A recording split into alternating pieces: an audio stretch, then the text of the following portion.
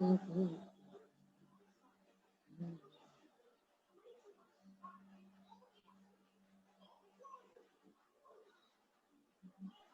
Amanda. Hello, Mr. Hello, Martin. Amanda. Yes, good morning. Yes, have we started? Yes, please. I've put it on record, so we will just send it to the YouTube channel in case if the people that missed want to get through it. But I've sent reminder messages, so they'll be coming in. But let's just get started. Let's not waste the time of the people who joined early enough.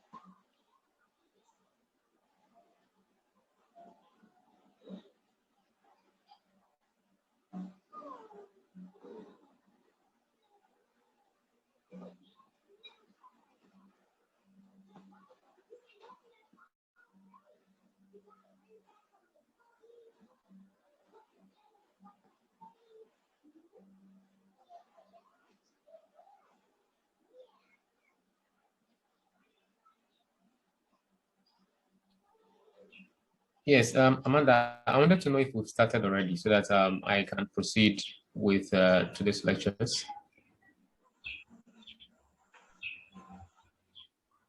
Yes, I've made you co-hosts, so I think you can share screen now, and you can proceed. All right, thank you very much. It appears we are 7. We are 5. Aside myself and yours and you, the rest of us are 5. So is it a good time to start, or we should wait for an additional 2 minutes for the other guys to join? I don't know. It depends on every one of us. Stupid, Willow. Stupid. Stupid. Stupid. Stupid. Stupid. Hello, Amanda. Yes, I can hear you. Sorry. I said you can get started. Others will join in soon. Okay.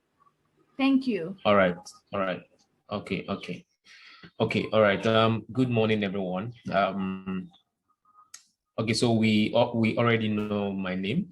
I think it's even displayed in plain form on my display picture. Martin Zedise is my name, and we started coding 101 I think about 2 weeks ago, and unfortunately we couldn't continue last week due to some uncontrollable circumstances. Basically, it wasn't something I could control, so I had to quickly inform our ID so that she'll be able to allow us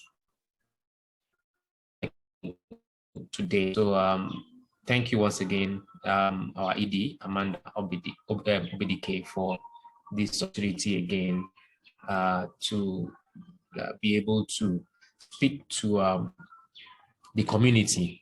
Let's say, let's put it that way, to speak to the community and take you guys through coding 101. So I want to quick start, and then we'll see how best to proceed. So permit me to share my screen. Just a moment. I guess we're good to go. All right, so I'm sharing my screen. Let me know on the chat and if you cannot see what I'm doing. So I have just about 11, right? Now the 11 slides I have here doesn't determine everything we are going to do today. So I'm going to brush through the slides. However, as I'm going through each slide, I'll be explaining. So I didn't type in, or I didn't I didn't develop everything we are going to learn today in slides. So I'm going to share other PDF documents with us, and I'll also share some YouTube links for us to be able to go through on our own when we are learning.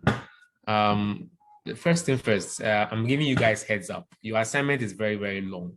It's very long. So let me give you a little bit of complication. It contains what we will learn today and what we'll learn next week. Are you getting it? So I just want to see those of us who are actually learning. I just want to see those of us who are actually practicing, because the last time we met, I made mention of the word practice, practice, practice, and you must always practice. If you don't practice, you can't get better at what you are doing. That's just the way it is. So I would like every one of us to keep learning and continue to do more research so that we can learn more than we already know. Right. So let me just give you a quick example. Right now, I'm learning React Native, which basically has to do with mobile apps development. I never knew how when it comes to mobile apps development, the back end. I know about the front end, right? But with the back end, I don't know much about the back end when it comes to mobile apps development. So I'm trying to learn that so that I can add that to my skills. You see that? So the learning should never end with us when it comes to IT. Learning should never end. We should always try as much as we can to learn new things, right? Recently, I got certain certifications. There were about 6, 7 certifications which do not relate to what I'm doing in IT at all. Customer relationship management. I got a certification from a freelance university. I think virtual bookkeeping. I got it from freelance university certification, which does not expire. And then some few other certifications which I got. Shopify certification, WooCommerce certification, and so on and so forth. So we should always try as much as we can to learn. So as I said earlier, your assignment contains a whole lot, almost about 100 questions, which will help you guys to learn in the course of the week. So I'll post it up after the class today on the Slack channel. So let's quickly get down to business.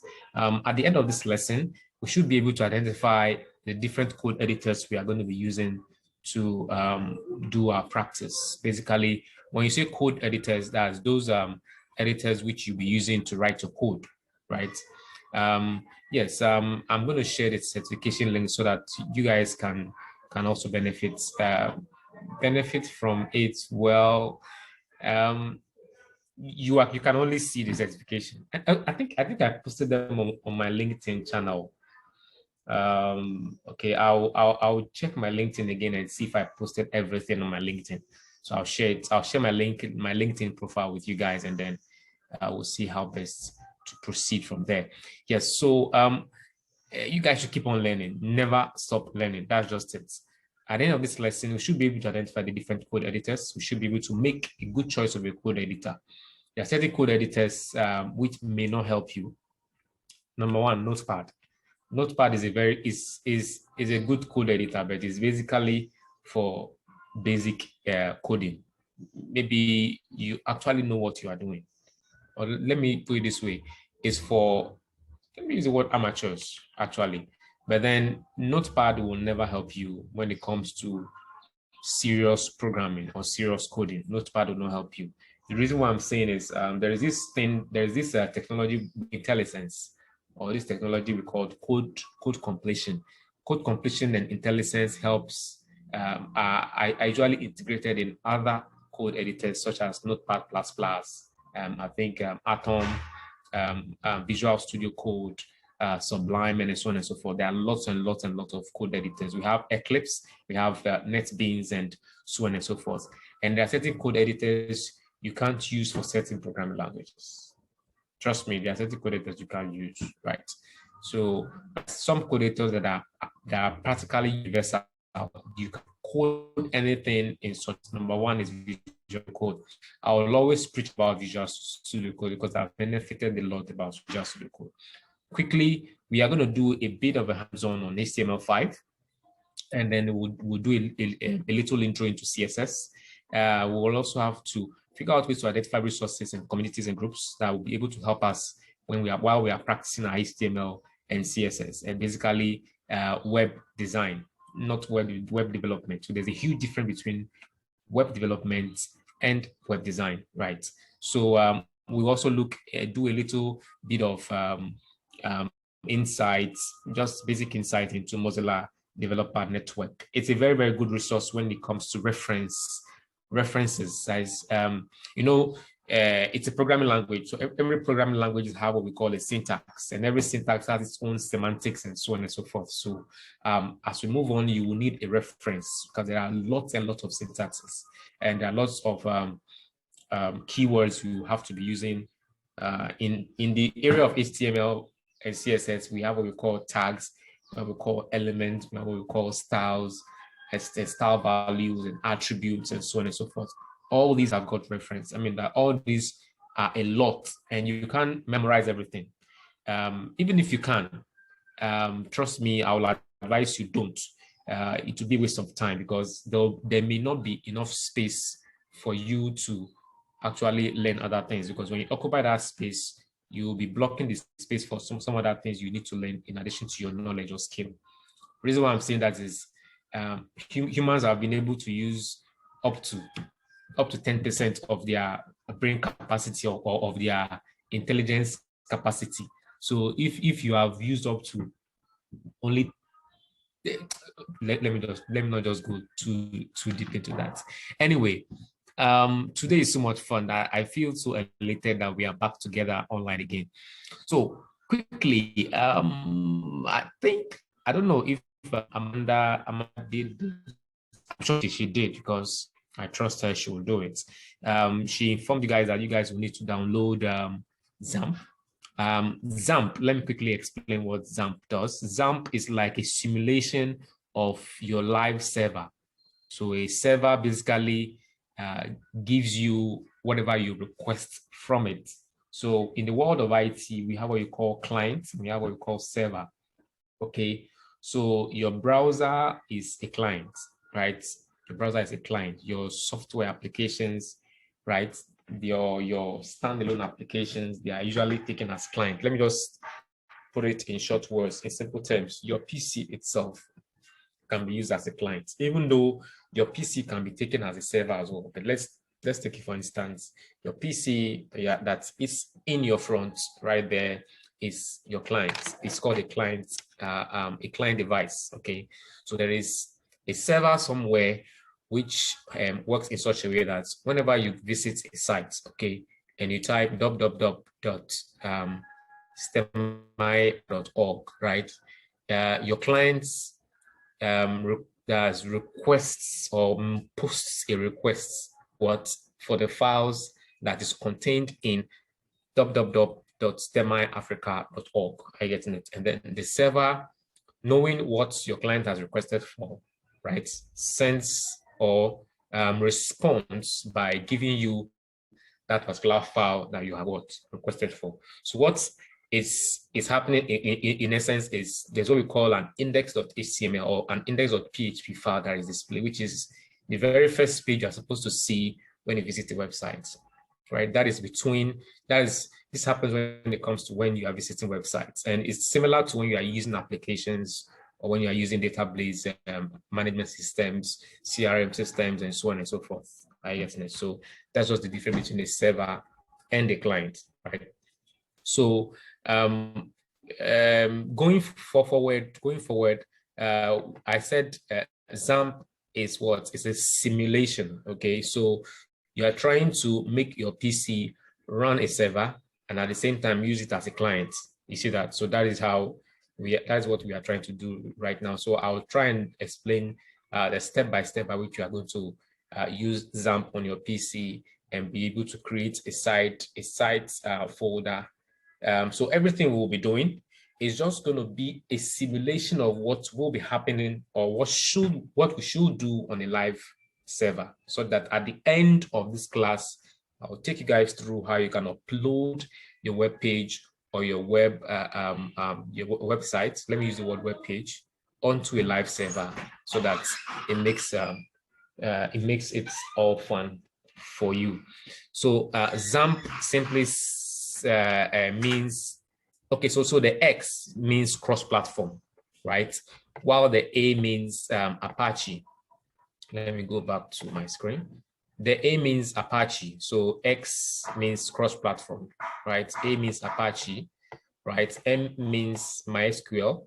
So the first P is PHP and the last P is Perl, right? Perl. Perl is also a programming language and it's also a server-side programming. So it's called XAMPP.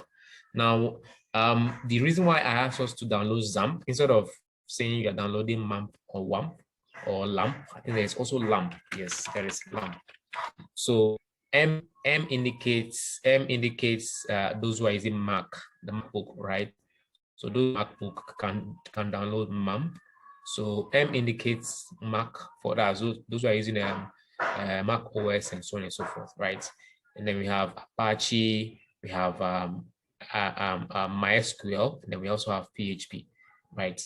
And then we have WAMP for those using Windows, and then which follows suit. And then those using Linux, we have LAMP, right? So if you're using Linux, you can download LAMP. If you're using Windows, you can download WAMP, sorry. If you're using Mac, you can download MAMP. However, if you download XAMPP, XAMPP runs across all platforms, so you don't necessarily have to download individually, right? And then XAMPP is also easy. The learning curve for XAMPP is not really steep, right? So that's just the way it is. So quickly, let's move to code editors.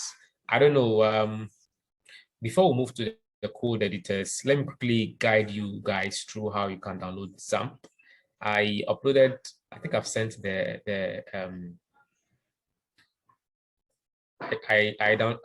uploaded the link to the Slack channel, I guess. Yes, I think I did.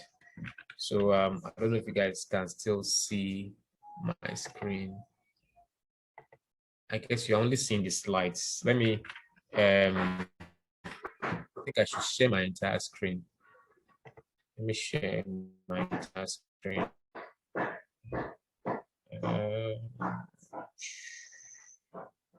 Just a moment.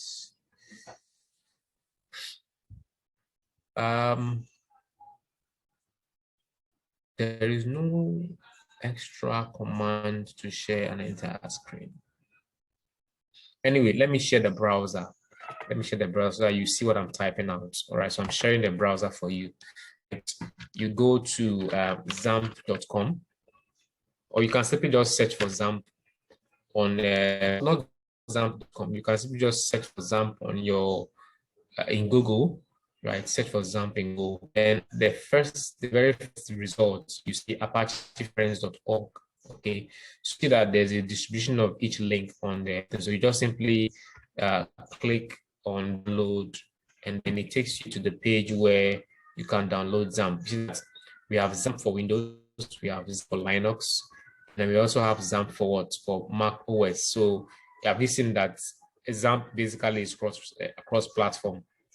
So if you're using Windows, all that you just need to do is click on any of these versions. We have different versions. We have 7.3, 7.4, and 8.0, and so on and so forth. So you can simply do all that and then download. Now, once you have downloaded XAMPP, right, it might take up to 30 minutes. It might take up to 30 minutes, right? Once you download,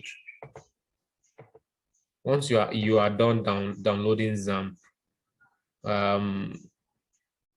you install, and then when you are done installing, let me take you guys through something else. Please, if I'm moving too fast, try as much as I can to draw my attention to that. I can go backwards a few steps, not all the steps, but I could just go back a few steps and then we'll know what next. All right, so just a minute, please.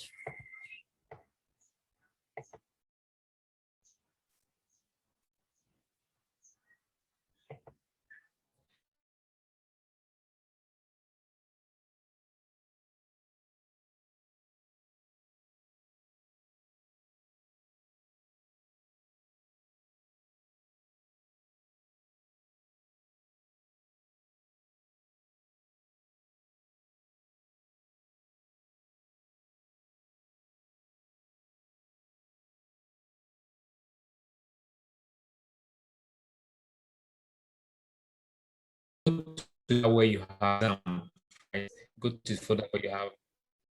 You go to the folder where you have XAMPP.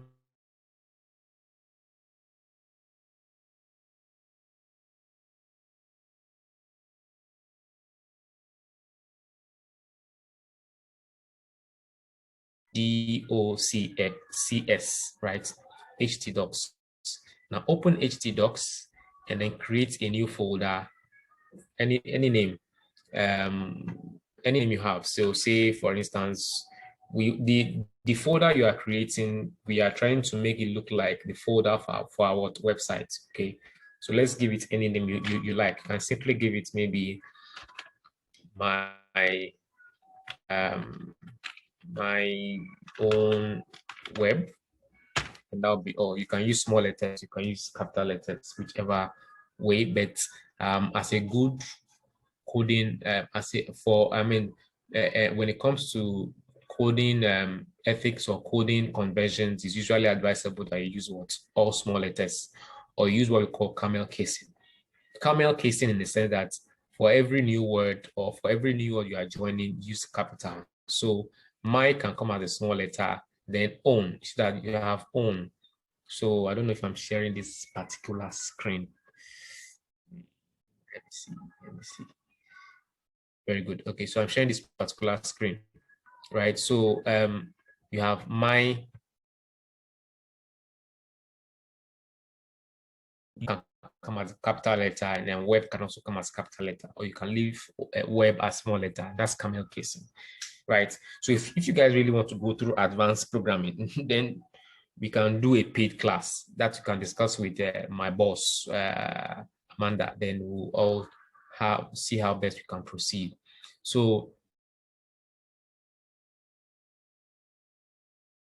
for good programming ethics and as a usual convention. All right. So very easy. Now, once you are done downloading XAMPP, you go to the XAMPP folder in your drive C. From there, you go to htdocs, right? You go to htdocs. Then when you create that folder in htdocs, okay, the next thing that you need to do, so let me quickly create a new slide. I'll share this process inside. I'll have to type out this process inside the slide. Okay.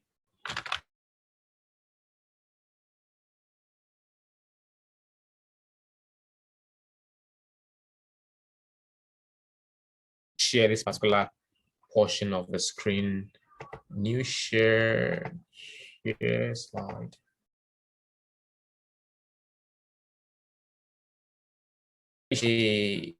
It's gonna be a good day. All right, so just a moment. From this very point, we'll bring it to state. Great. Right. So when you are done downloading XAMPP on your PC, so you go to drive C. So the place where you create your folder, go to local drive C. The place where you create your website folder, you go to local drive C. From local drive C, search for a folder, search for the XAMPP folder. In the XAMPP folder, it takes you to htdocs, and then can create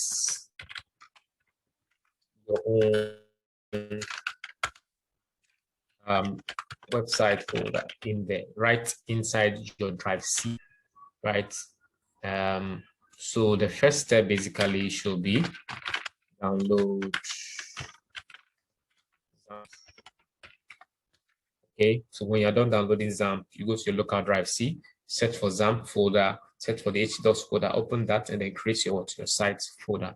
So I'm going to put in this case always use small cases, which is really important as programmers. Always use small cases. All right, perfect. So from there, excuse me. From there, the next thing that we need to do is you open your browser. So you can open your default browser I know I'm taking us through this next step. So I want to take us through this step that we'll learn something on our own. Right, open your default browser. Right, and then you type the name of that site. Just the name of the site, just the name. So what you start with is you start with localhost slash the name of your site. So my own, was it my own site or my own site? Let me see. Let me check my folder again. Excuse me. Site documents. Okay, my own web. All right. So I made it my own web, not my own site. So my own web. So when you type localhost slash my own web, I'm going back to where I'm sharing my screen. So open your folder, and then type localhost slash the website folder.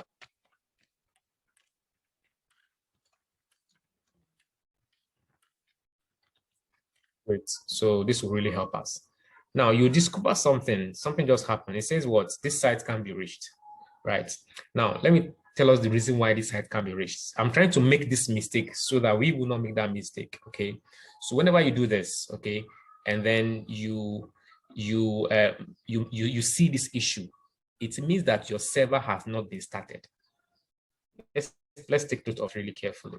I intentionally made this mistake so that we will not make that mistake, because at some point I know some of us will say, oh, I'm trying to load my site, and then it keeps saying this site can't be reached. I've typed all the whole HTML in this world, and my site still can't be reached. Okay, so after that very step, when you are done downloading XAMPP and then you've created your site folder, right?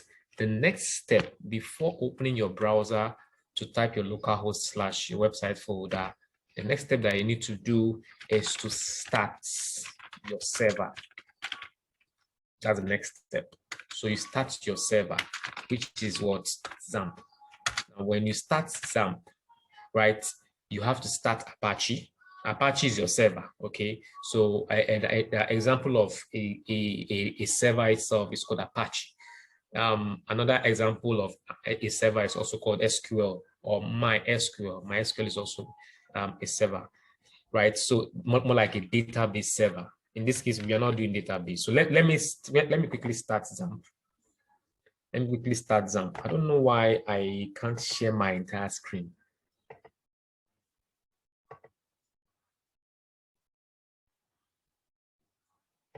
Amanda, I don't know. Show me, how do I share my entire screen? I want to be able to see. Okay, I've said show all windows. Perfect.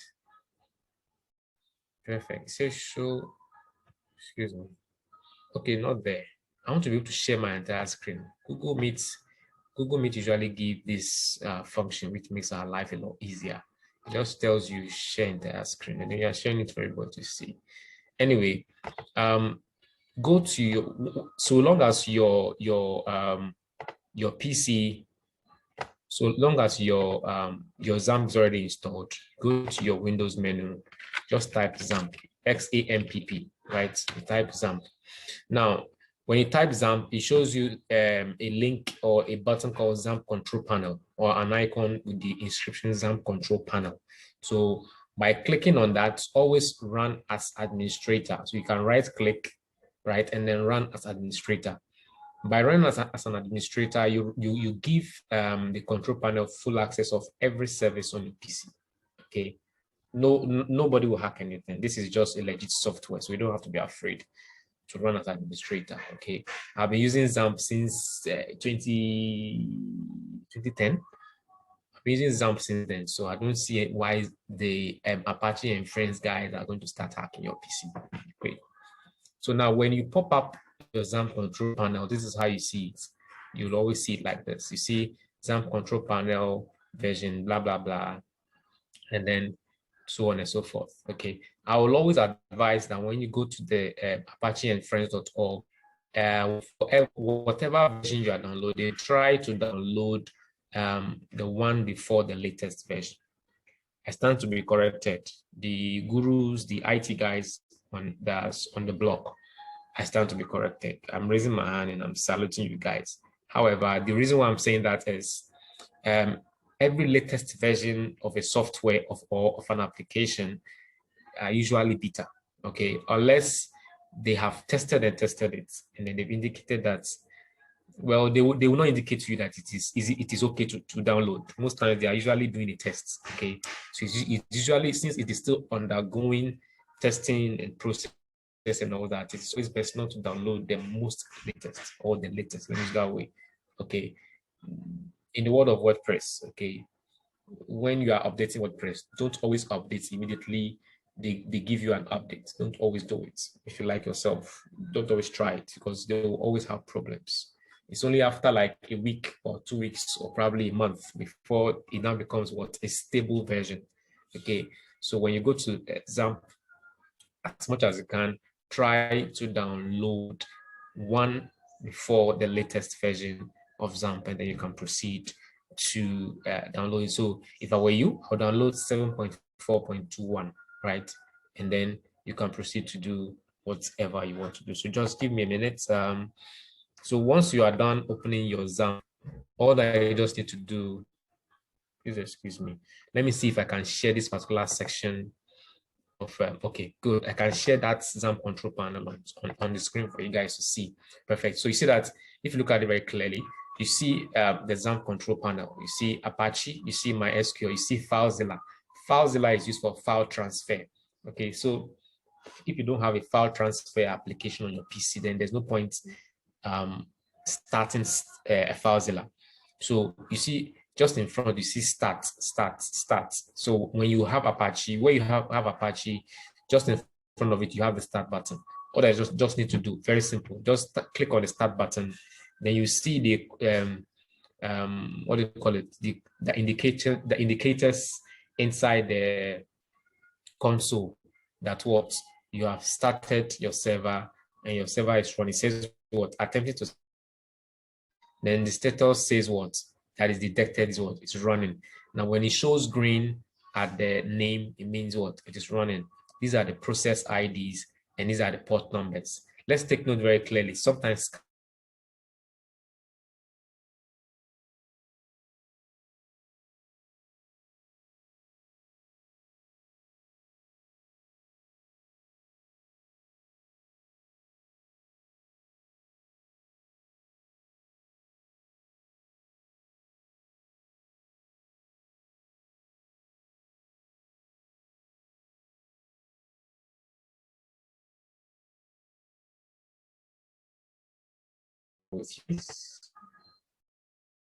so I'm sharing the browser with you guys now.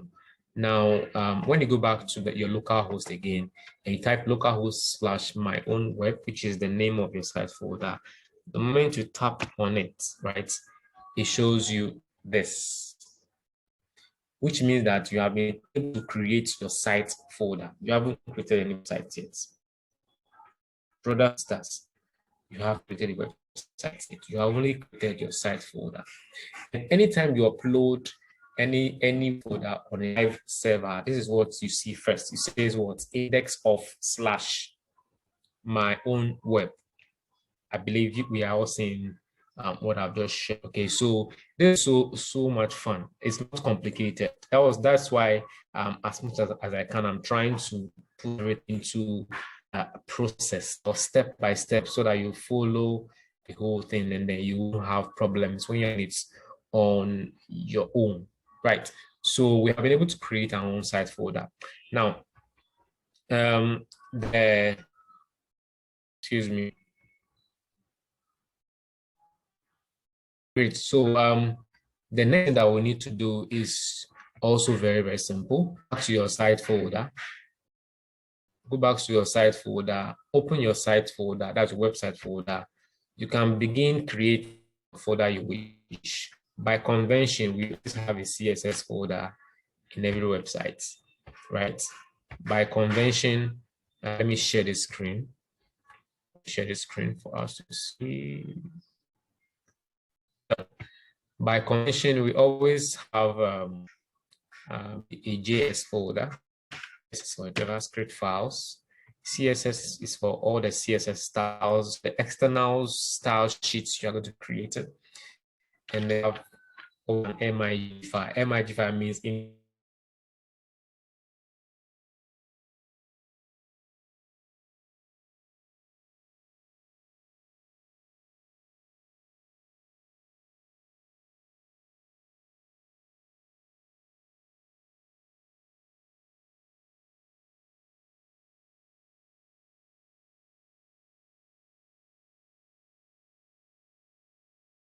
on whatever you want. It's your choice, right? So create subfolders and proceed. Good. So we have been able to install and then we are able to get our website folder ready. So now it means we can now decide to choose a particular code editor. Am I sharing the screen? Let me see. Let me confirm. Perfect. Okay, so we can now decide to choose a particular code editor which we want to proceed to use. First thing first, advice to everyone: please don't use Notepad unless you want to do just basic stuff, right? But I'm seeing us as future gurus, future geeks, and so on and so forth. That's why I'm starting with Visual Studio Code. Most instructors or most teachers will always advise that, guys, you should always try as much as you can to use what do you call it? Use do whatever, so on and so forth. All those are just bullshit. Can use code, edit whatever you want to do. Sorry, Visual Code, and then you make your life a lot easy, right? So we are moving on. So one best code, Visual Studio Code. Download Visual Studio Code, and once you are downloading Visual Studio Code, all you just need to do is start Visual Studio Code, and you are done. You don't need any other process again, right? Just like what we did with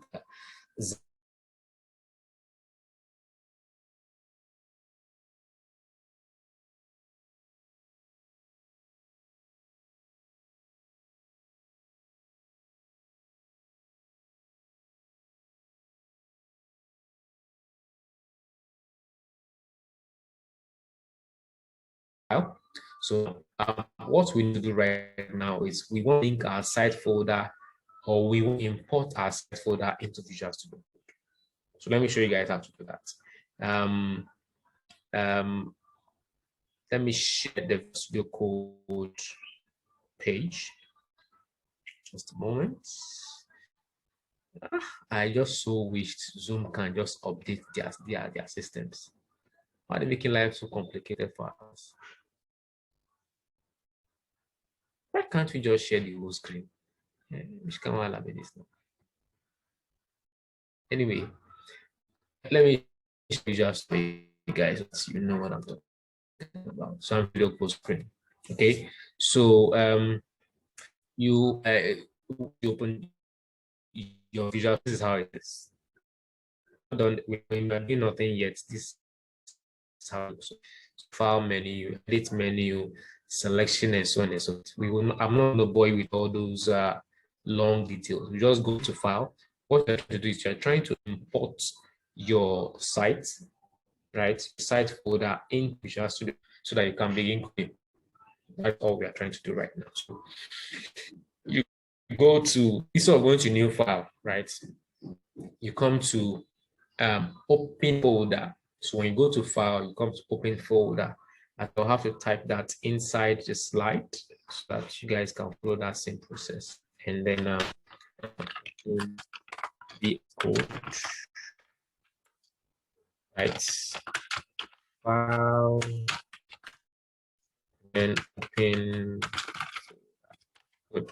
So the moment you go to your VS Code, you go to open. When you click on open folder, very simple. All you're going to do is go to where you have your site folder located. So C, local disk, XAMPP, and then htdocs, then the name of your site.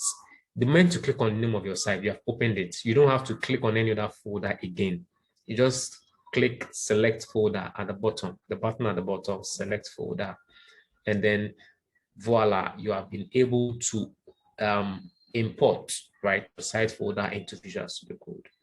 Okay, it says, okay, Visual Studio Code have this particular security feature they have installed, so they always want to know if what you are doing won't disturb you or not. So all that you need to do is check authors of parent folder htdocs.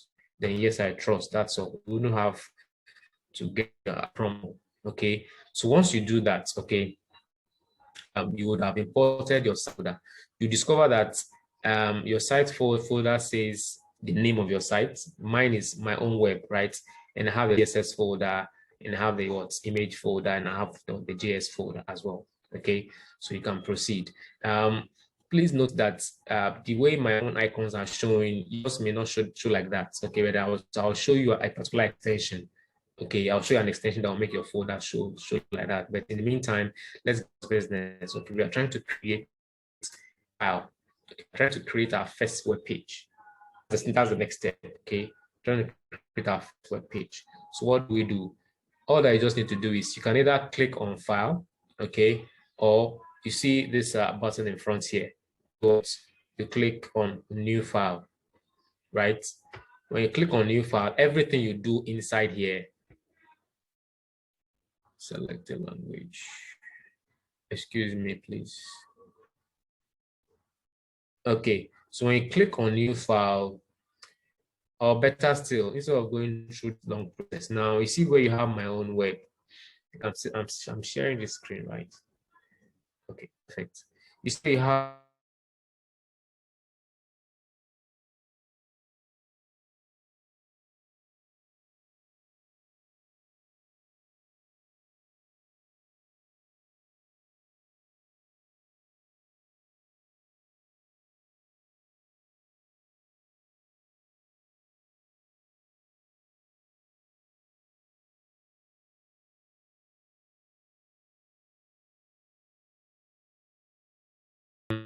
the question you guys will ask.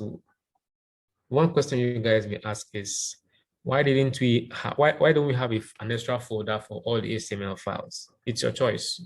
You can choose to add an extra folder to all the HTML files, and you can proceed to do whatever you want to do, and then you can do anything you want to do. All that is what it needs to do is try as much as you can to figure out a way to ensure that your pages are displayed when you load your site for the first time. Okay, now the reason why I named it index is that is the first page that should be displayed on your web page when a user visits. Okay, so say for instance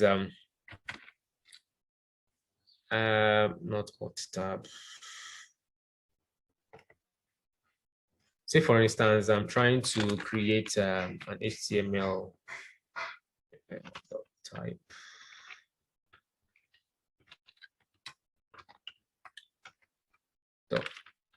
Okay, let me not write anything here. Let me try starting with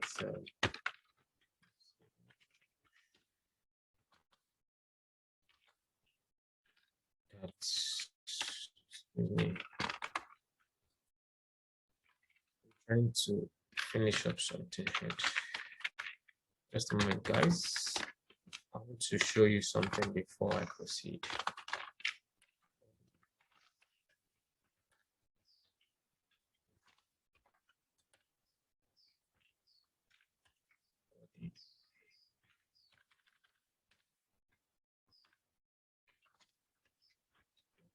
Body. Great. So I have this. So I want to be able to display this site. Now, when you go to your browser, excuse me, please. When you go to your browser, once this is ready, go to your browser. I have to share this. Let's go. Let me share my browser again with you guys. So all I just need to do to your browser, when this is what you see. You discover that that index of and whatever has been taken off. Okay, and then this is what you see. Now, let me quickly show us something. Now, in your browser, one of the ways by which you can view the code you have written. Okay, there's a way you can view the code you've written.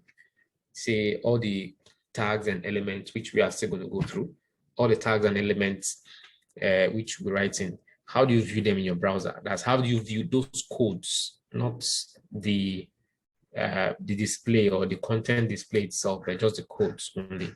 You right click on an empty space or any empty space or empty area in your page, then you to bring out a context menu. Now in your context menu, move your cursor to view page source. So from view page source, you'll be able to see all these.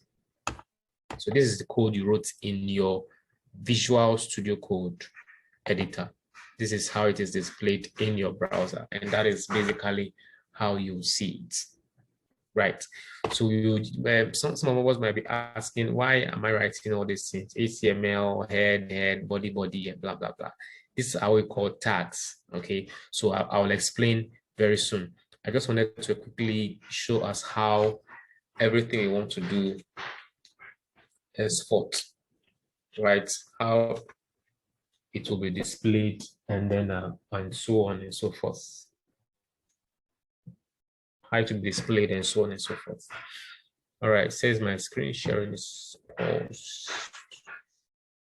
All right, so let me share my the other part of my screen slides. We are going back to the slides again. So the question now is, what is HTML? But before I proceed, can I get just a few questions? Okay, so Martins, you've gone through all these whole long stories and you've talked a lot and you've been talking for almost 1 hour now, blah, blah, blah, blah, blah, blah. Can you go over, or this is the point where I don't understand this part? Can you come over again and so on and so forth? Do I have a question regarding that? Let me know how to proceed. Thank you. I'm waiting for questions.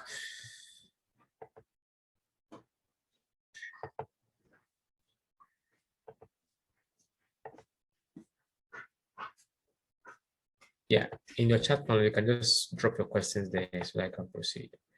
All right, appears no one has a question. So I can proceed. No. Right, so let me quickly get down to other parts. So the question now is, what is HTML? Okay, so HTML simply means hypertext markup language. Hypertext markup language, right? So when you say hypertext is like something which is made clickable, that helps you to jump from one page to another page, or from one point to another point. That's the meaning of the word hypertext. And you discover that every website you go, the only thing you do is just click. You don't do anything more than clicking. Click to one link, click this link, click that link, click this button, click that button. And then there's an activity or there's a behavior working and all that. And then everything keeps going on and on like that. So it's hypertext. So hypertext markup language. So just a brief history. HTML started a long time ago.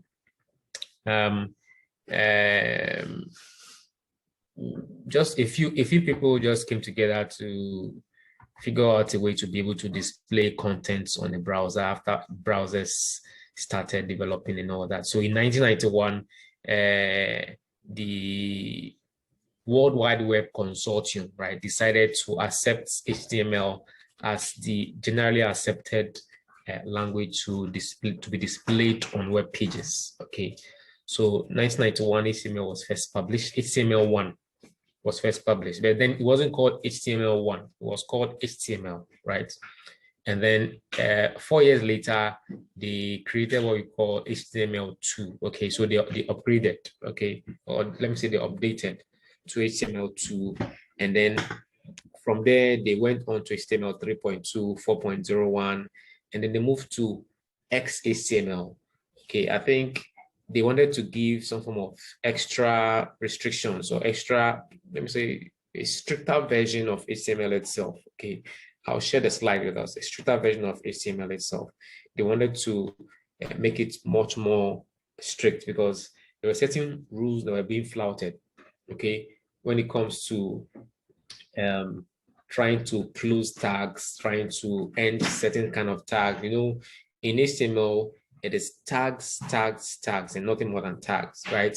And then after giving the rules, okay, the syntax is very simple. You must always end every tag you open.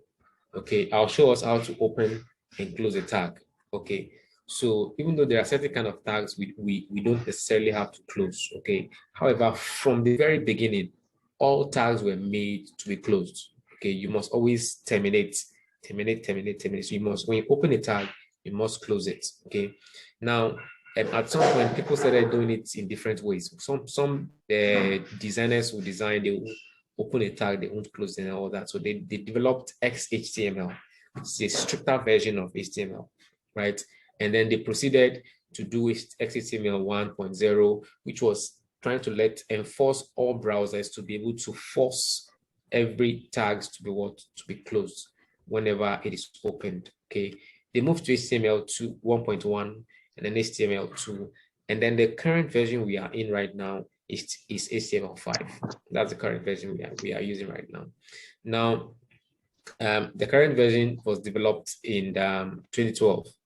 So since then, we have actually been mixing XHTML and HTML5, HTML and HTML5. However, the current updates on all browsers right now, right, they are all enforcing HTML5. Okay, I will tell you the differences between the old HTML and then the new HTML as time goes on. All right, please remind me on that as well. Differences between the old HTML, both XHTML and HTML itself, and then the new one, which is called HTML5. Good. So the next thing we are going to talk about is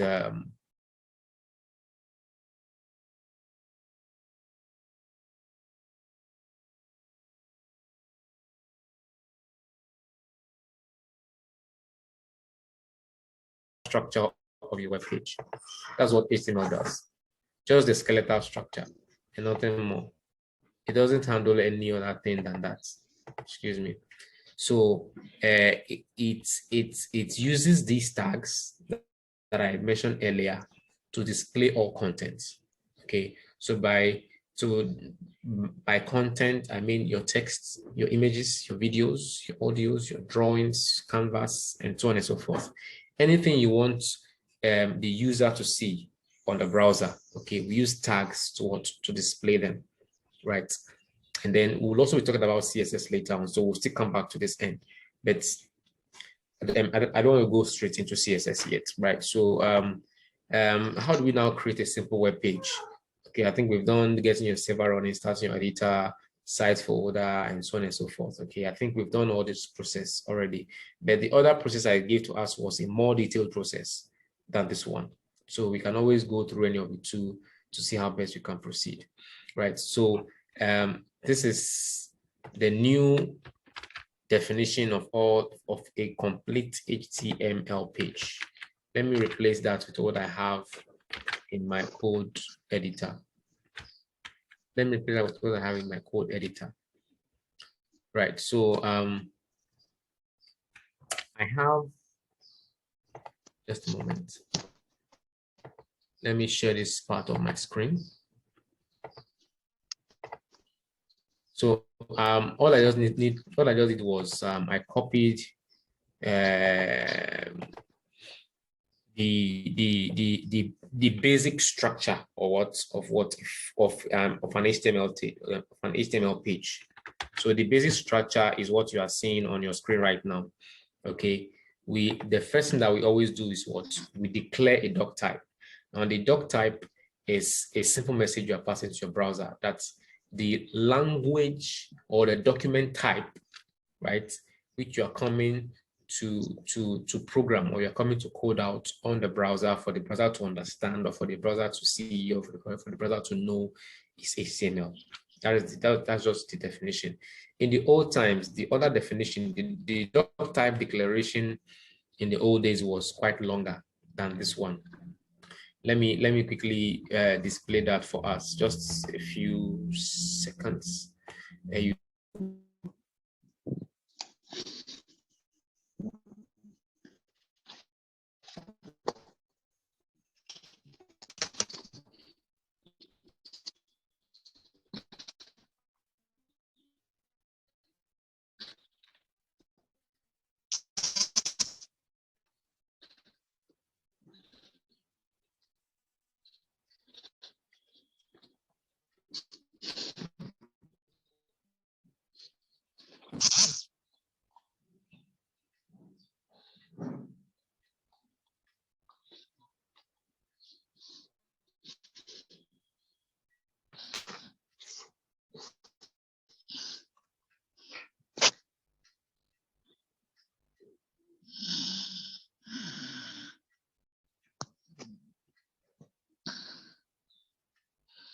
Okay, sorry guys. I think his network is giving him issues. He's going to join again. Sorry about that.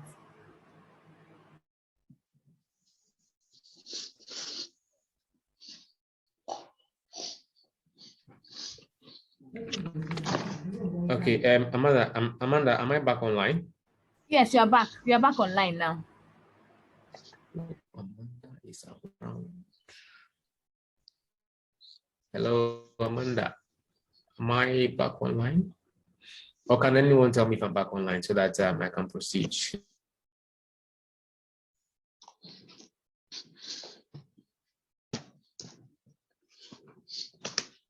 If you can, if I'm back online.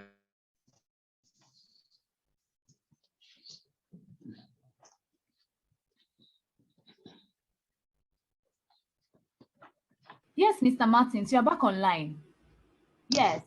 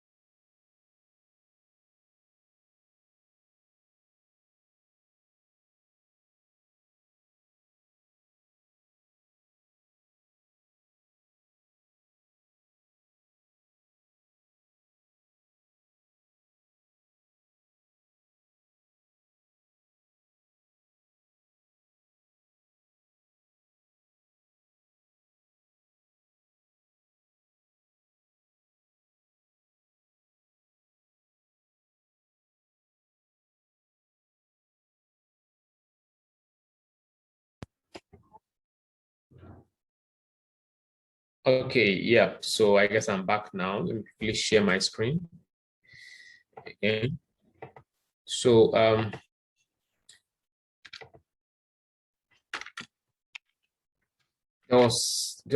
okay. So I was trying to show us the differences between the old HTML doc type declaration and then the new one, right? So this is just the differences. Okay, for the old doc type declaration, just a moment, right? Mostly we don't have to memorize these guys, please. You don't have to memorize all these things. Don't try to be a shark, okay? You have to memorize it. It's very simple. Here we say doc type HTML public W3C. W3C means the World Wide Web Consortium, right? W3 means www, World Wide Web Consortium. DTD, doc type declaration, a strict version of HTML, which is XHTML version 1.0, and then the language is in English. And then we are fetching all our conventions from this particular website. That is just what this means. It's as simple as that. Now, this is the old doc type declaration for HTML, right? Now, in HTML5, we don't have to go through all those jargons. All that we just need to do is just type out the exclamation mark, doc type, DOC type, HTML, and you declare it, then you close it. When you start it, You start it with a left corner bracket. That's open with the left corner bracket. You close it with the left corner bracket, and you are good to go. Now, the next thing that you need to do is to define what you're actually typing out. So you are defining by indicating the next thing on the agenda, which is the HTML tag itself. Okay, so all that you are doing, everything you are going to be coding, including the one that will be displayed in your browser and the one that will not be displayed in your browser, that will probably be displayed in your tabs and some other places online, and maybe your Google search engine and so on and so forth. They must all be enclosed in what we call an HTML tag.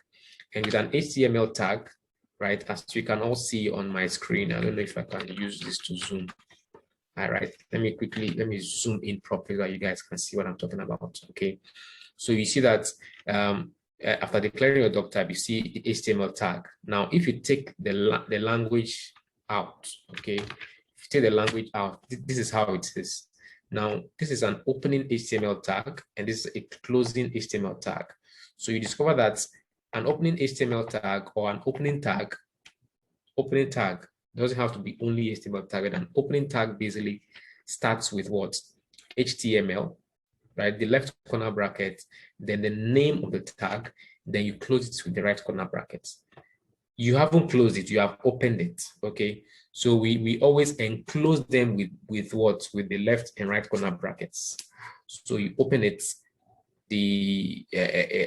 by typing the left corner bracket HTML, then you close it. Then the closing tag here indicates that you have to add a forward slash. No, this is a backslash. You have to add a backslash to it, okay? So is it a back? Okay, this is rather a forward slash. This is really confusing. I'm so sorry, guys. It's really confusing, but you know, too much thinking. So forward slash, right? So your left corner bracket, then the forward slash, then the name of the tag, then your right corner bracket. That is a closed what tag. So you open as indicated at the top, and then you close. Now within it itself, then you now begin to type every additional tag you want to type. So we have the head tag, and then we have the body tag. So let's take note of these three tags. These are the three most important tags when you are creating a web page. If they are not part of your if they're not part of the basic structure of your web page, right? Of the underlying structure of your web page, then you'll be missing certain things out of either your web page or from your Google search engine, or maybe you may not be able to perform certain functions like linking your external style sheets, like giving your page a title, like trying to create a search engine optimization for your web page, and then so on and so forth. I believe we are clear with what I'm trying to explain. Since no questions are on the platform for us, then it's better I just keep firing, right? So now, after your HTML tag, you've closed it, okay? So the next thing that you need to do is, let me type it so that we can all have a feel of what I'm talking about. So we type our head tag, okay? So now, mostly in trying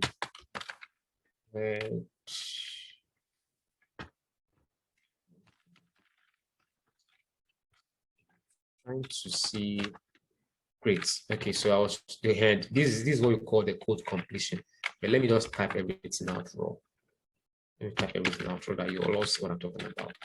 So after your HTML tag, you have to give a space. So within it, the opening and the closing HTML tag, within it, you type out your head tag. That is the next tag you need to type out, your head tag. Okay. Inside your head tag, you have to close your head tag. So the left corner brackets, the forward slash, and then you close it. Now, the next tag you need to open up, which is very, very important, is your body tag.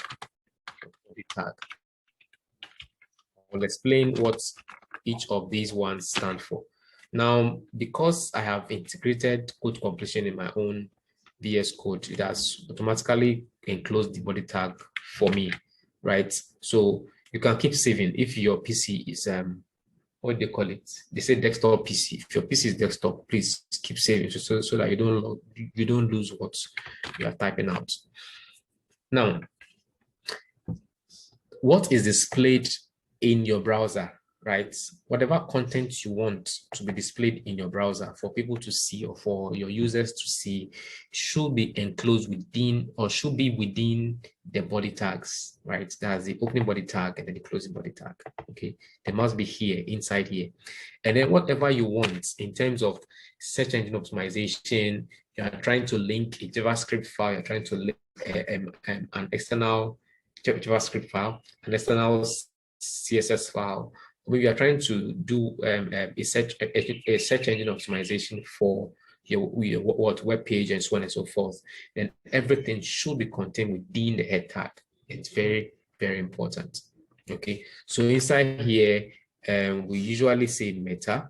Just a moment. So inside here, we used to say meta tags. Okay, so I'm trying to create a meta tag. Now, please note that, like I said earlier, not all tags are closed. Okay, some tags are like opening tags, but automatically they close themselves. Okay, so for meta tags, we have name, word. Okay, see, for instance, let's have the meta tag first. We'll come back to that. Let's have our title tags. Title, enclose it with another title tag. Right now, within your title, now the title indicates that whenever you open your browser, just give me a second. Now, please note that. Let me show us something. Let me quickly show us something in our browsers. Now, in your browser tabs, okay, when you hover on this tab, you see pages/backenergy/WordPress, right? And then even in your website, the website folder you created, you see localhost/my-own-web. Please take note of what I'm showing us. Localhost/my-own-web. That is the assumed title for the at the moment. Now, when you go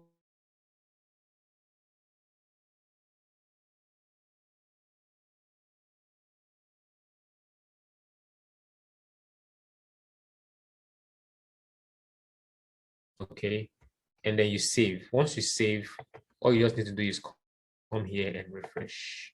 When you come here and then you refresh, move your cursor back to the tab again where your site is. You see that whatever you typed within the title tag will be displayed here. This is my first web page.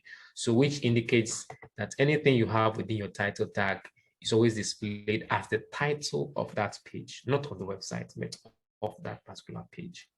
So if this was supposed to be a contact page, okay, so most times people say home, right? Home, then they use maybe a keyword. It could be a default keyword. Let me use default keyword we usually use, RAQO. And then home, let me use gets great. So the moment I save it and I refresh this page, you discover that home has been displayed.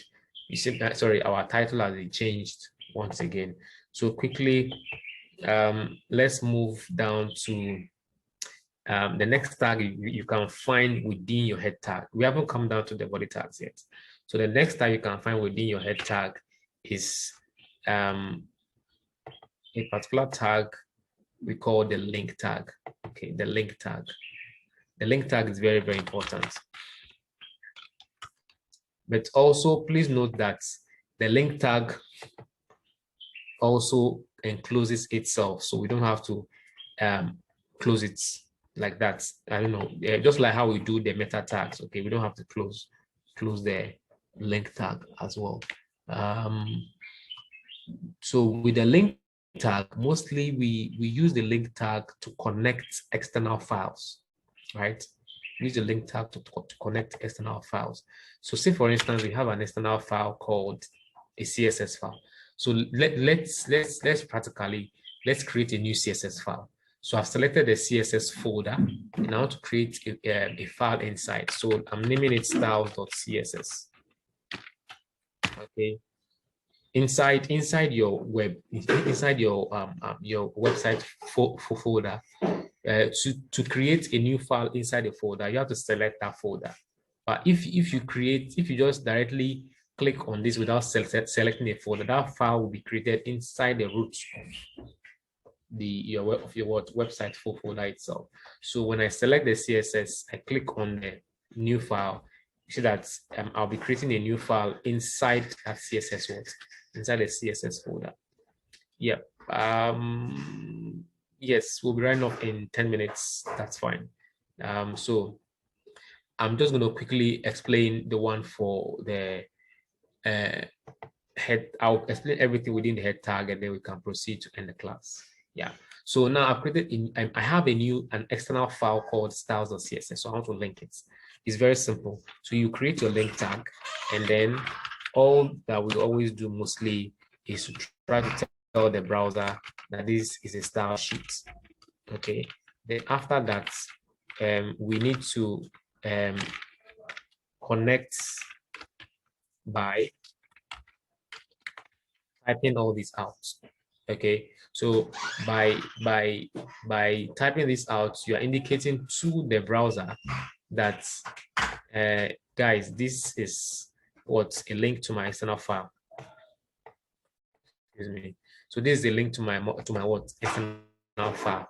Now this tells the browser that what the file you are going to link is a style sheet, and then this next attributes. Okay, so we call these ones in blue attributes, and then these are the attribute values. Okay, we will explain tags, elements, attributes, and attribute values. They are all terms which we all have to understand. But then I'll share some PDF files with us today so that it will help us understand everything I'm saying right now. We have 8 minutes more.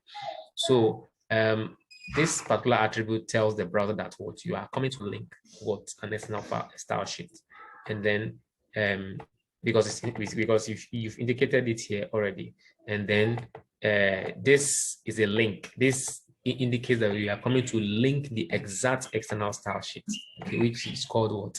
Styles.css. Right now, next week I will explain certain things for us. The reason why we can just directly type styles.css and still be able to link it, and then we won't have any issues when it comes to linking and so on and so forth. Okay, so with the meta tag, I'll give us further explanations next week, and then with our title tag, I believe we already understand. Like I explained earlier on, anything you are not going to be displaying in your page, right? In your page, that's in the white space. Excuse me. In this particular white space you are seeing here, right? This white space, anything you will not be displaying, right? It's usually displayed in your head tag. However, anything you will be displaying for the users to see is what you have to put within your body tag, so which is this particular tag. So let's just try something. I want to bring in an H1 tag, which is something I believe every one of us are going to use, right? So this is my first web page, right? Full stop. So let's save this, and then let's go refresh. Let's go refresh our browser so that we'll all see what I'm talking about. So we're meant to do that. You see that this is your first web page, and you can proceed to do anything further. Okay, so I'm done with the class for today. I wish time had permitted us to go further, but we will not be able to go further to CSS. So next week we'll do CSS, and then we'll do other interesting topics before we end our class in 2 weeks' time. So next week we'll go straight into coding.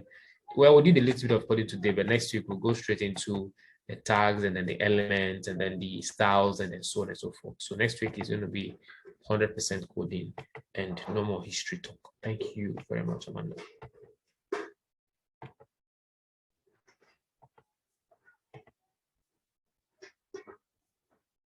Hello, Amanda.